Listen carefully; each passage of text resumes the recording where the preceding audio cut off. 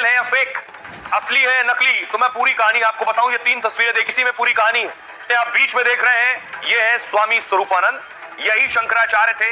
इनके निधन के बाद जो लड़ाई शुरू हुई वो 2 लोगों में, एक तरफ आप देख रहे हैं अभिमुक्तेश्वरानंद जी की तस्वीर, वो कहते हैं वो शंकराचार्य हैं, और दूसरी तरफ आप देख रहे हैं वासुदेवानंद सरस्वती, वो दावा करते हैं कि वो शंकराचार्य हैं। अब इस लड़ाई को समझिए जरा, असली शंकराचार्य कौन है।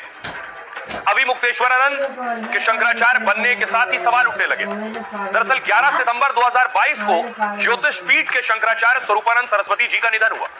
अगले ही दिन 12 सितंबर को अभिमुक्तेश्वरानंद जी का पट्टाभिषेक हो गया, यानी उन्हें ज्योतिष पीठ के शंकराचार्य की उपाधि दे दी गई।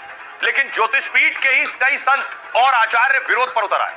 उधर जो आप देख रहे हैं, स्वामी वासुदेवानंद सरस्वती ने कहा असली शंकराचार्य तो वो है, क्योंकि अभिमुक्तेश्वरानंद जी को स्वरूपानंद ने कभी उत्तराधिकारी माना ही नहीं। 9 दिन के अंदर वासुदेवानंद सरस्वती इसे लेकर सुप्रीम कोर्ट चले गए। अक्टूबर 2022 में कोर्ट ने अभिमुक्तेश्वरानंद के पट्टाभिषेक पर रोक लगा दी, मतलब अदालत ने उनके शंकराचार्य उपाधि लेने पर रोक लगा दी। इसके बाद से कोर्ट ने उनके शंकराचार्य बनने पर कोई फैसला नहीं किया। इसलिए कई बार सवाल उठते हैं कि क्या वो असली शंकराचार्य हैं। वैसे अभिमुक्तेश्वरानंद जब ज्योतिष पीठ के शंकराचार्य बने थे, तभी सन्यासी और निरंजनी अखाड़ों ने भी इसका विरोध किया था और उन्हें शंकराचार्य मानने से इनकार भी किया था। अखाड़ा परिषद के अध्यक्ष रविंद्र पुरी ने तो खुलकर मोर्चा खोल दिया था, दावा किया कि अभिमुक्तेश्वरानंद की नियुक्ति नियमों के खिलाफ है। कई साधु संत और अखाड़े शंकराचार्य के विवादों पर भी सवाल उठाते, कहते शंकराचार्य जैसे पद पर बैठा संत कैसे बात बात पर भड़क सकता है, कैसे शंकराचार्य बार बार विवादित बयान देते हैं और धरने पर उतर जाते हैं। पूरे हंगामे पर साधु संत क्या कह रहे हैं? आप आइए, हमारे परम आराध्य से विनती करिए और एक संत को मर्यादा को बचाने के लिए आप यदि नहीं सकते, हमेशा मुख्यमंत्री के सीट में नहीं रहोगे आप। मुझे कहीं ना कहीं इसमें राजनीति की बू आती है। ऐसे शंकराचार्य है और भी शंकराचार्य है, लेकिन वो बेचारे कहीं भी जो है धर्म विरुद्ध बात नहीं करते हैं, न तो राजनीतिक रोटियां सेकते हैं। इनका कहीं ना कहीं किसी राजनीतिक दल से जो है साठगांठ है, इसकी जानकारी भी मेरे पास में है, अभी सबूत है। समय आने पर मैं इसका खुलासा करूंगा। तो विश्वास धीरे धीरे आपसे हट रहा है और यह धीरे धीरे आंदोलन का रूप लेगी और ऐसा आंदोलन होगा, भूतों न भविष्य, आज तक वैसा हुआ है ना ऐसा होगा। तो आप 11 साल में यह घोषणा करें, जैसे आपने 370 हटाया, जैसे आपने जीएसटी हटाया, जैसे 3 तलाक हटाया, उसे आप निर्णय लें और 1 मिनट के अंदर वो हत्या पूरे देश में। सरकार माने या न माने, हम शंकराचार्य को नहीं मानते।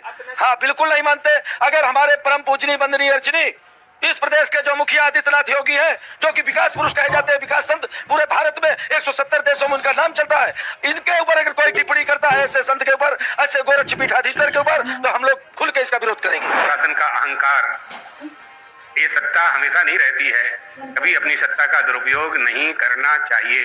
गंगा स्नान से रोकने वालों को वो हत्या का पाप लगता है।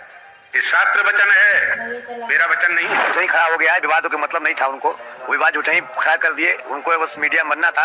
इसमें कोई विवाद नहीं है, सभी सनातनी अच्छा से गंगा स्नान किए, संगम स्नान किए, बहुत दिव्य चल रहा है, कोई किसी को दिक्कत नहीं है। सरकार का अपना एक काम करने का तरीका है, उस तरीके के अंदर, उस दायरे के अंदर रह के काम करना चाहिए हम सभी को, जिससे उस व्यवस्था को बिगड़ने से बचाया जा सके, क्योंकि व्यवस्था बिगड़नी और बचानी हमारे अपने उसके ऊपर है। वहाँ पे पिछली साल की तरह अगर वैसा फिर कुछ हो जाता, तो अभी रोकने पे ये बवाल हुआ है, उस समय भटकर पे फिर यही बवाल होता कि योगी जी के कारण हो गया या फिर किसी उनके कारण हो गया। तो आप बताएं, कभी कोई परेशानी मेला प्रशासन कोई नहीं, क्यों? क्योंकि हम सारे संत इसलिए माघ मेले में आते हैं कि यहाँ पर स्नान करें, कल्पवास करें और जनता को कोई कष्ट ना हो, आने वाले श्रद्धालुओं को कष्ट ना हो। अगर ऐसे में वही चाहते हैं कि हमें समाज से सम्मान मिले प्रशासन से, तो ये कदापि संभव नहीं है। किसी चीज का अतिक्रमण उचित नहीं होता है, चाहे प्रशासन हो चाहे कोई महात्मा हो। अगर हम साधु हैं और साधुओं के हम बंदूक चलाएंगे, तो फिर हम पर भी कार्रवाई निश्चित रूप से होनी चाहिए।